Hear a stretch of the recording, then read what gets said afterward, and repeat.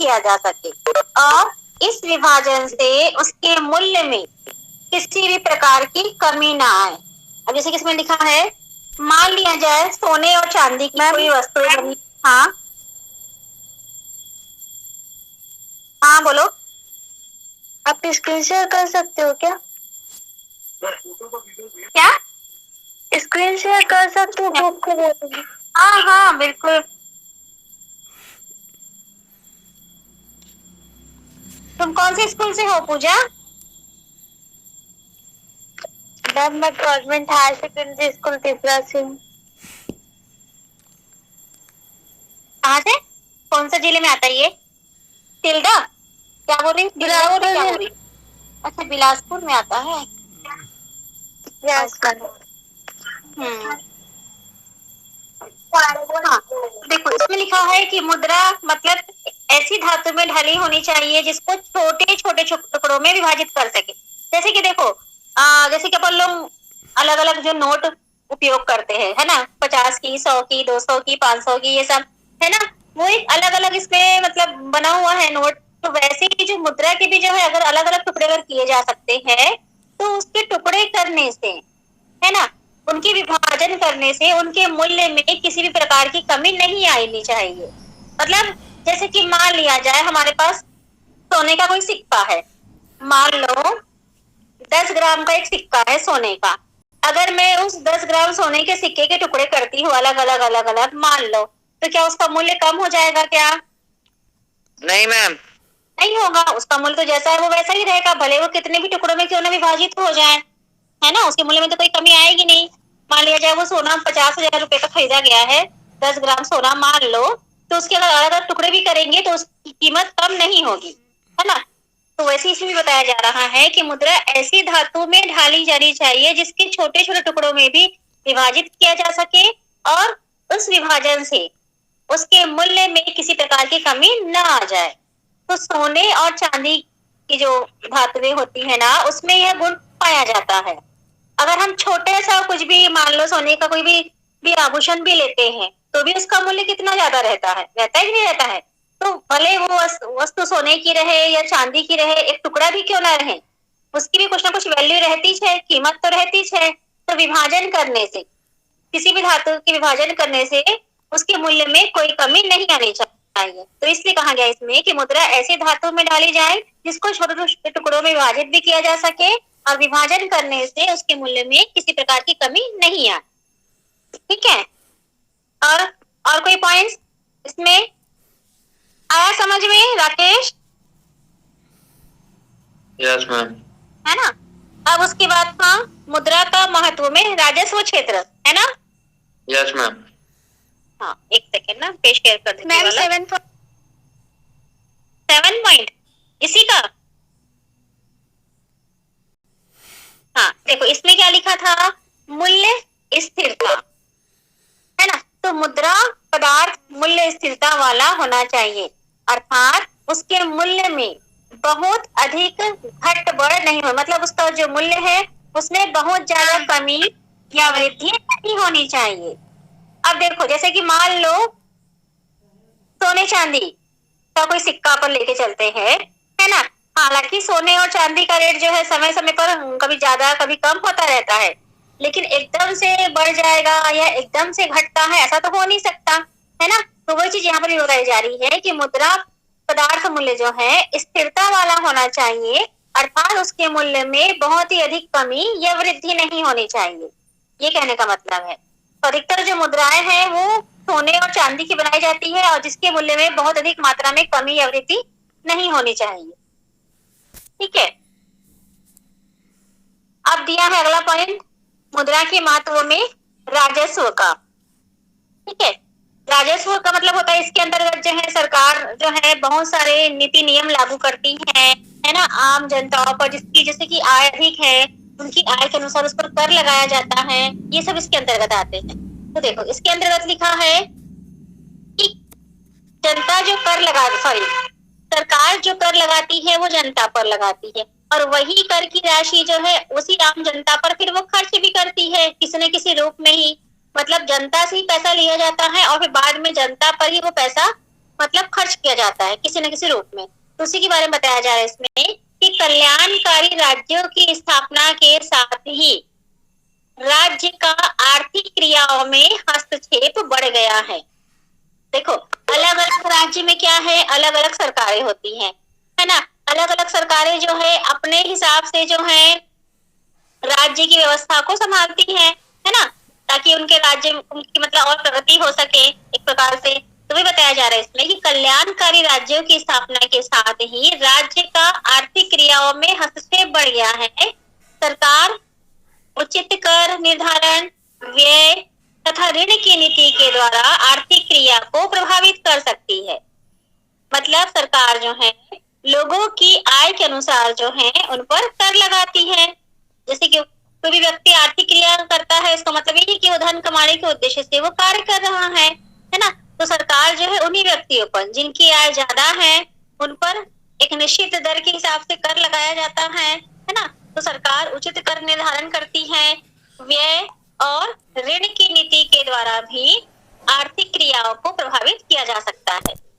अगर मान लो मुद्रा नहीं होती, है ना, मुद्रा का चलन ही नहीं होता, तो मुद्रा के अभाव में जो खर्चे हो रहे हैं, सार्वजनिक व्यय हो रहे हैं और आय की क्रियाएं जो है वो संचालित नहीं की जा सकती, है ना। क्योंकि मुद्रा ही नहीं रहती तो कहाँ से आम जनताओं पर मतलब कहना चाहिए कोई खर्च हो पाता, या सरकार जो है राज्य को सुधारने के लिए कुछ कार्य वो कर ही नहीं पाती, है ना। तो सार्वजनिक व्यय भी नहीं हो पाता और किसी प्रकार की आय की क्रियाएं भी संचालित नहीं हो पाती। मतलब लोग पैसा कमाने के लिए कोई कार्य करते ही नहीं, क्योंकि उनको थोड़ी ना पता था कि मुद्रा का रूप कैसा होता है। जिस समय मुद्रा प्रणाली प्रचलित नहीं थी उस समय लोग मुद्रा के बारे में उतना जानते नहीं थे, तो लोग पैसा कमाने के बारे में सोचते नहीं थे। तो इसलिए कहा गया इसमें कि मुद्रा के अभाव में सार्वजनिक व्यय और आय की क्रियाएं जो है वो संचालित नहीं की जा सकती। मुद्रा का चलन है, इसलिए सरकार भी क्या कर रही है, कई प्रकार के जो कर है, नीति नियम है वो लागू करती है। इसके अलावा आम जनता किसी को भी ऋण देना है तो ऋण देने के लिए भी जो है सरकार कुछ न कुछ नियम लागू करती है। एक निश्चित प्रतिशत की दर पर जो है लोगों को ऋण भी उपलब्ध कराया जाता है। तो वो ऋण की राशि उनको किस रूप में मिलती है, बताओ, वो ऋण उनको किस रूप में मिलेगा, किसी वस्तु में, हाँ, मुद्रा के रूप में मिलेगा वो ऋण की राशि, है ना। इसलिए कहा गया इसमें कि सरकार जो है अपने देश के अपने राज्य के कल्याण के लिए भी जो है राज्य की आर्थिक क्रियाओं में हस्तक्षेप बढ़ गया है। क्योंकि अब हस्तक्षेप कैसे बढ़ा, देखो, कुछ लोग धन कमाने के लिए गलत कार्य भी करते हैं कि नहीं करते हैं, तो सरकार ऐसे लोगों को दंड देगी। इसलिए जो है सरकार ने क्या किया, आर्थिक क्रियाओं में, सरकार का आर्थिक क्रियाओं में हस्तक्षेप बढ़ गया ताकि गैर कानूनी कार्य ना हो सके। जो भी कार्य हो रहा है वो एक कहना चाहिए मतलब वो गैर कानूनी ना हो, ऐसे कार्य होने चाहिए, गलत कार्य ना हो, भ्रष्टाचार ना फैले। इसलिए सरकार ने कई प्रकार की आर्थिक क्रियाओं में हस्तक्षेप किया। जिस व्यक्ति के पास ज्यादा धन है उन पर ज्यादा कर लगाया गया, है ना। इस प्रकार से जो है सरकार अपने राज्य के कल्याण के लिए जो है आर्थिक क्रियाओं में हस्तक्षेप करते रहती है और साथ साथ उचित कर नीति का या ऋण की नीति के द्वारा भी आर्थिक क्रियाओं को प्रभावित किया जा सकता है। तो इसलिए कहा गया है इसमें कि मुद्रा वह धुरी है जिसके चारों ओर अर्थ विज्ञान चक्कर लगाते रहता है। क्योंकि बिना मुद्रा के न उत्पादन का कार्य हो सकता है, न उपभोग का कार्य हो सकता है, न विनिमय हो सकता है, न वितरण हो सकता है। उसी प्रकार कर की राशि भी जो है वो आम जनता मुद्रा के रूप में सरकार को देती है। तो इसलिए मुद्रा के कारण ही जो है सारे कार्य जो है अब जीवन में संपन्न हो रहे हैं। तो इसलिए कहा गया इसमें कि मुद्रा वह धुरी है जिसके चारों ओर अर्थ विज्ञान चक्कर लगाते रहता है। ठीक है, अब ये तो हो गया मुद्रा का महत्व। अब उसके बाद दिया है इसमें मुद्रा के दोष। अब मतलब मुद्रा आ जाने से लोगों को तो कई प्रकार के फायदे हुए ही हुए, लेकिन अब जहां पर फायदा है वहां पर नुकसान भी होना ही है, क्योंकि पॉजिटिव और नेगेटिव दोनों को लेकर चलना पड़ता है। तो यहाँ पर अब दिया है मुद्रा के दोष, कि मुद्रा के दोष मतलब मुद्रा आ जाने से क्या क्या मतलब कठिनाइयां भी उत्पन्न हुई हैं, है ना। लोग किस प्रकार के हो चुके हैं, पैसे कमाने के चक्कर में लोग गलत काम भी कर रहे हैं, वो सब भी इसके अंतर्गत बताया गया है। तो सबसे पहला पॉइंट है इसमें आर्थिक दोष। तो लिखा है व्यापार चक्रों का जन्म। तो मुद्रा व्यापार चक्रों को जन्म देती है, क्योंकि इसी मुद्रा के द्वारा क्या हो रहा है, नए नए व्यापार तो स्थापित हो ही रहे हैं, साथ ही अर्थव्यवस्था में कभी मंदी और कभी तेजी आती है। मंदी और तेजी मतलब मैम मंदी मतलब कमी, मूल्यों में कमी, तेजी मतलब मूल्य का वस्तु के मूल्य का बढ़ते रहना, है ना। मतलब कभी वस्तु के मूल्य में कमी हो रही है तो कभी वृद्धि हो रही है। तो अर्थव्यवस्था में ये सब क्रिया तो ये सब चलता ही रहता है ना। तो वही बताया जा रहा है इसमें कि अर्थव्यवस्था में कभी मंदी और कभी तेजी आती रहती है, जिसके परिणाम स्वरूप अर्थव्यवस्था में अस्थिरता उत्पन्न हो जाती है। अचानक से किसी वस्तु का मूल्य बढ़ जाता है या अचानक से कोई वस्तु का मूल्य कम हो जाता है, तो ऐसी कंडीशन होने से अर्थव्यवस्था में अस्थिरता उत्पन्न हो जाती है। क्योंकि हम कुछ भी नहीं बोल सकते कब किस वस्तु का मूल्य बढ़ जाए, ऐसा कुछ कहा ही नहीं जा सकता, है ना। तो किसी भी वस्तु का मूल्य जब स्थिर न रहकर अस्थिर हो चुका है, तो इसी कारण से जो है अर्थव्यवस्था में अस्थिरता उत्पन्न होने लगती है, और इन अस्थिरता का प्रभाव जनता पर पड़ता है एवं उन्हें ही कई आर्थिक समस्याओं का सामना करना पड़ता है। विशेषकर मंदी काल में लोग बेरोजगार हो जाते हैं, है ना। जबकि तेजी के समय ऊंची कीमत के कारण लोग वस्तु को खरीद नहीं पाते, इससे नुकसान किसका होगा, आम जनता का ही होगा, है ना। इसलिए कहा गया इसमें कि जब बाजार में अगर मंदी काल की स्थिति उत्पन्न हो जाती है तो लोग बेरोजगार होते हैं, और अचानक से जब तेजी की स्थिति उत्पन्न हो जाती है, वस्तु की कीमत बढ़ जाती है, तो उस वस्तु को लोग खरीद भी नहीं पाते। क्योंकि समाज में हर वर्ग के लोग रहते हैं, निर्धन, गरीब और अमीर, अगर हर वर्ग के लोग रहते हैं, मध्यम परिवार के, है ना। तो बहुत सी कंडीशन ऐसी होती है लोगों की जो महंगी वस्तु को वो खरीद नहीं पाते हैं, है ना। तो वास्तव में एक सामान्य लोगों के लिए दोनों ही स्थितियां ठीक नहीं है। मतलब न मंदी की स्थिति ठीक है, न ही तेजी की स्थिति ठीक है। क्योंकि मंदी काल में क्या हो गया, सामान्य लोग बेरोजगार हो जाते हैं। जैसे कि अभी कोरोना काल में क्या हुआ था, बहुत सारे लोग बेरोजगार हो गए थे, है ना। देश में मंदी की स्थिति उत्पन्न हो चुकी थी, बहुत से लोगों को बेरोजगार होना पड़ गया था। साथ ही साथ वस्तुओं का मूल्य भी बढ़ गया था, महंगाई बढ़ चुकी थी। इसी कारण से बहुत से लोग सामान नहीं, बहुत सारी वस्तुएं जो है वो खरीद नहीं पा रहे थे। अब स्वाभाविक सी बात है, जब लोग बेरोजगार हो जाएंगे तो वो वस्तु कहाँ से खरीद पाएंगे, है ना। तो इसलिए कहा गया इसमें कि मंदी काल की स्थिति हो या तेजी काल की, दोनों कंडीशन जो है एक सामान्य लोगों के लिए बिल्कुल भी ठीक नहीं है ना। इसके साथ साथ बचत और विनियोग में अंतर होने के कारण भी व्यापार चक्र का जन्म होता है। क्योंकि बचत और विनियोग मुद्रा के रूप में ही किए जाते हैं, अतः मुद्रा ही व्यापार के चक्र के लिए उत्तरदायी होती है ना। मान लिया जाए किसी व्यक्ति ने की कमाई 10,000 रुपए है ना। वो उस 10,000 को कुछ पैसा इन्वेस्ट करता है, कुछ पैसा खर्च करता है, कुछ पैसा वो बचा के रखता है आगे भविष्य के लिए। तो धीरे धीरे अगर वो पैसा बचा के रख रहा है तो हो सकता है भविष्य में वो फिर से कुछ उस पैसे को नए काम धंधे में लगा सकता है। इस प्रकार से फिर से एक नया व्यापार शुरू किया जा सकता है। तो वही बताया गया इसमें कि बचत और विनियोग में अंतर होने के कारण भी जो है व्यापार चक्र का जन्म होता है ना। और बचत और विनियोग मुद्रा के रूप में ही किए जाते हैं। क्योंकि कोई भी व्यक्ति पैसा किस रूप में बचाएगा, मुद्रा के रूप में ही। कोई भी व्यक्ति जो है वस्तु इकट्ठा नहीं करना चाहता, कोई भी व्यक्ति जो है धन इकट्ठा करके रखना चाहता है ना, धन बचा के रखना चाहता है ताकि भविष्य में उसका उपयोग किया जा सके। तो इसलिए कहा गया इसमें कि बचत और विनियोग जो है मुद्रा के रूप में ही किए जाते हैं, अतः मुद्रा ही व्यापार चक्र के लिए उत्तरदायी होती है। उसके बाद है सेकंड, धन की विश्वासघातिनी संरक्षिका। तो मुद्रा का मूल्य कभी भी स्थिर नहीं रहता, समय समय पर उसके मूल्य में परिवर्तन होते रहता है। और परिवर्तन का मुख्य कारण है सरकार के द्वारा अत्यधिक पत्र मुद्रा का प्रयोग किया जाना।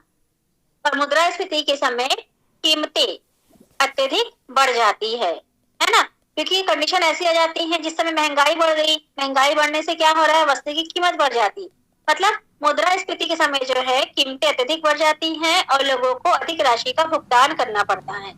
मतलब जो वस्तु पहले हमको 10 रुपए में मिल रही थी, उसी वस्तु के लिए जो है कभी कभी 50 रुपए भी देना पड़ जाता है ना, तो हमको ज्यादा पैसा खर्च करना पड़ जाता है।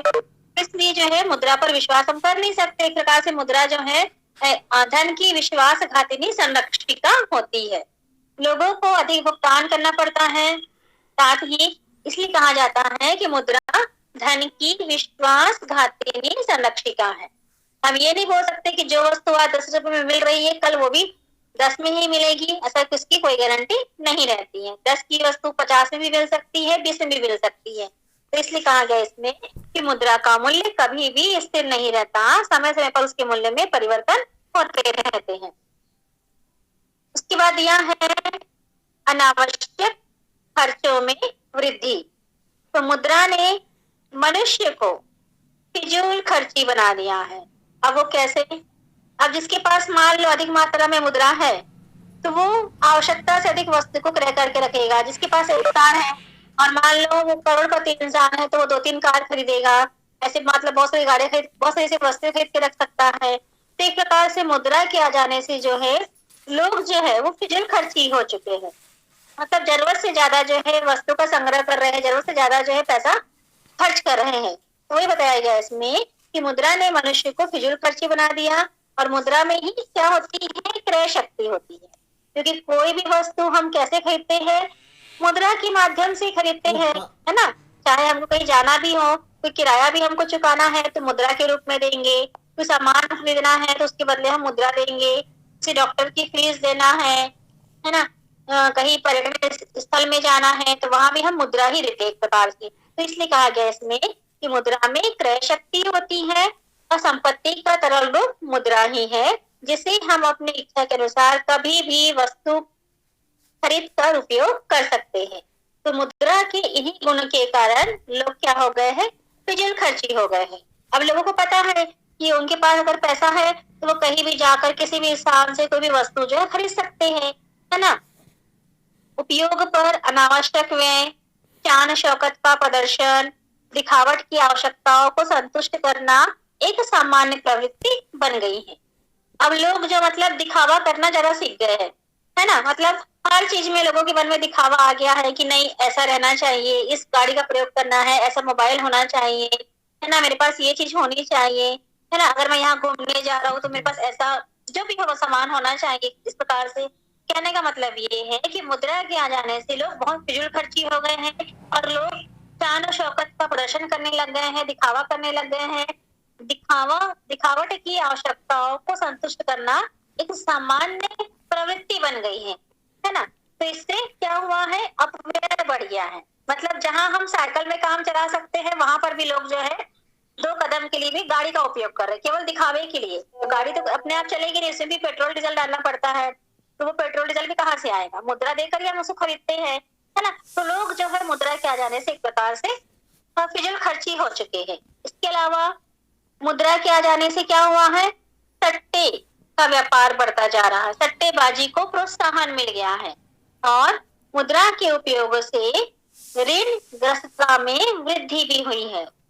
लोग अब पता है लोगों को कि बहुत सारी संस्थाएं जो है वो ऋण दे सकती हैं ब्याज पर, एक निश्चित ब्याज पर, है ना। तो लोग अपने शौक पूरा करने के लिए ऋण भी ले रहे हैं। जैसे कि आजकल हर चीज के लिए ऋण मिल जाता है।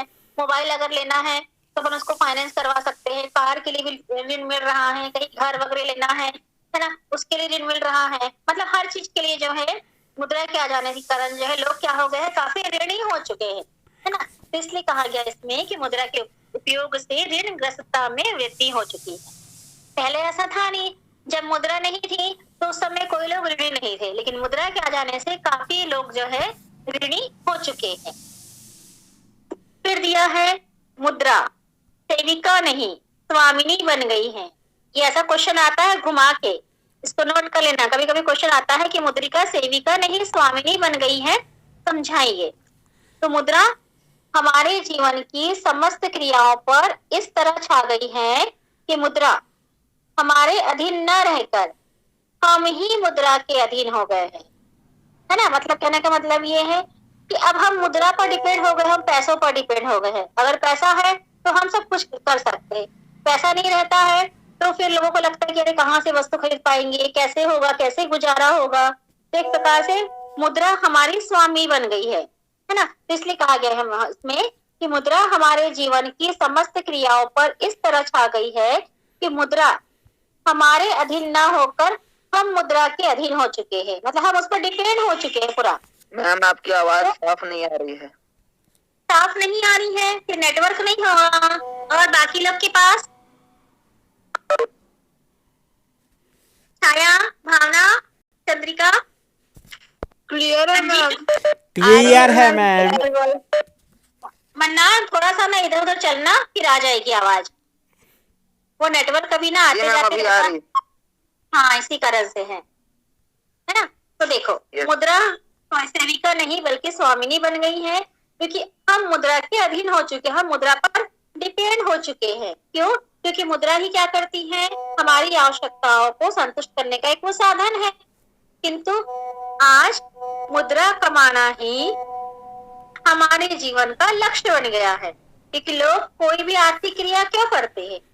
धन कमाने के उद्देश्य से, क्योंकि उनको पता है जितना धन कमाएंगे उतना अधिक वो अपनी आवश्यकता की पूर्ति कर सकते हैं, है ना। तो इसलिए कहा गया इसमें कि आज मुद्रा कमाना ही हमारे जीवन का एक लक्ष्य बन गया है और हमारे जीवन की सुख शांति का एकमात्र आधार आज मुद्रा ही बन चुकी है।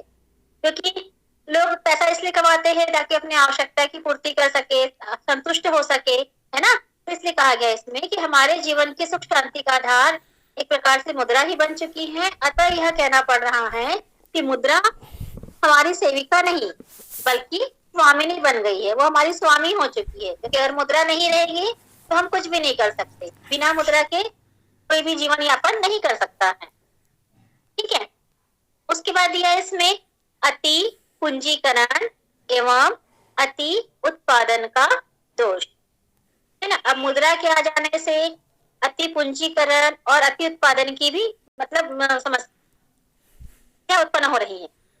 अब देखो जैसे कि लिखा है इसमें, पूंजीवादी अर्थव्यवस्था में विभिन्न उद्योगों में अति पूंजीकरण और अति उत्पादन का दोष मुद्रा के कारण ही उत्पन्न हुआ है।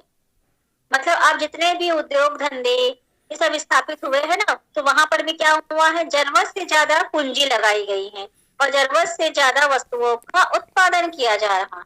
क्यों? क्योंकि उनको मुद्रा, उनके पास मुद्रा है या उन्होंने वो मुद्रा ऋण के रूप में किसी की संस्था से ली है, तो लोग क्या कर रहे हैं, अधिक मात्रा में पूंजी लगा रहे हैं अपने व्यवसाय में, व्यवसाय के संचालन के लिए अधिक मात्रा में जो है उत्पादन करते जा रहे हैं। साख सुविधा उपलब्ध होने के कारण, साख सुविधा मतलब साख सुविधा या नहीं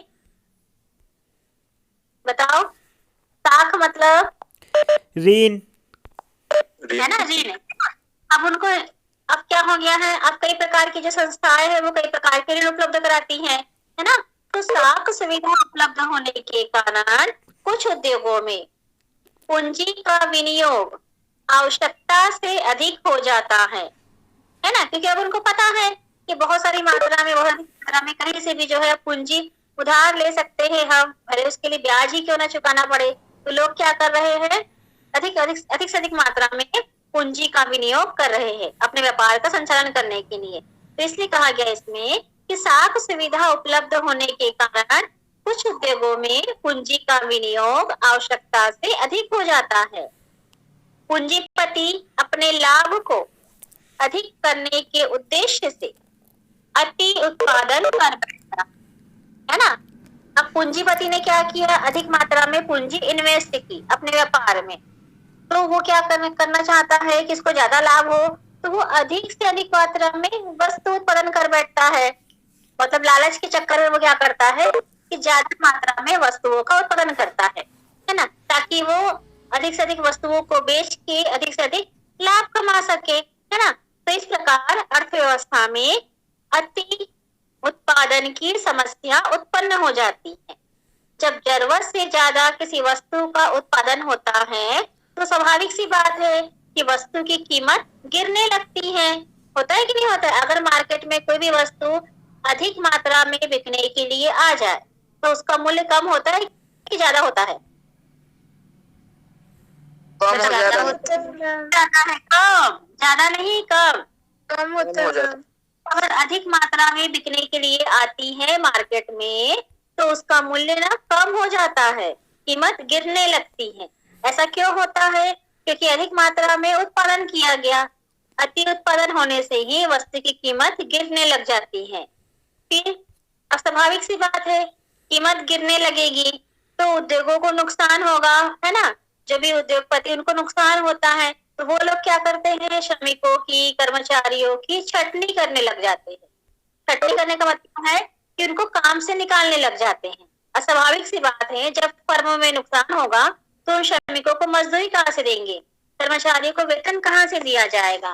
तो ऐसी कंडीशन होने से श्रमिक और कर्मचारी जो है वो बेरोजगार हो जाते हैं, क्योंकि कीमत गिरने से पूंजीपतियों का नुकसान होता है और नुकसान होने के कारण जो है वो लोग श्रमिकों को, कर्मचारियों की छटनी करने लगते हैं और इसी कारण से फिर बेरोजगारी बढ़ जाती है। तो इससे संपूर्ण अर्थव्यवस्था में अनिश्चितता की स्थिति उत्पन्न हो जाती है। अतः अति पूंजीकरण एवं अति उत्पादन के दोष ही मुद्रा के लिए, मतलब मुद्रा के दोष के लिए मुद्रा ही उत्तरदायी है ना।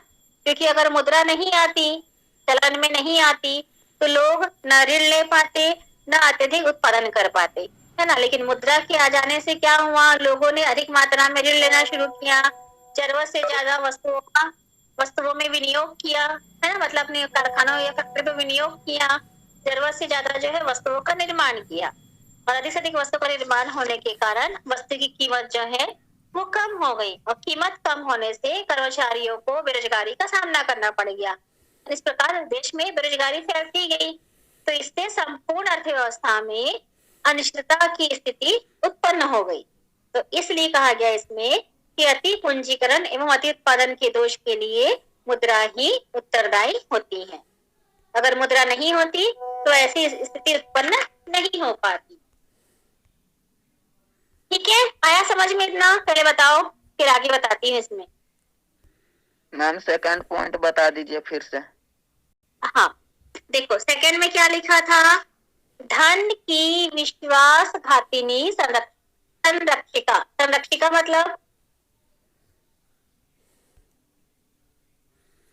मतलब एक प्रकार से हम उस धन पर विश्वास कर सकते हैं ना। मतलब जो भी हमारे पास मुद्रा है, एक मिनट ना।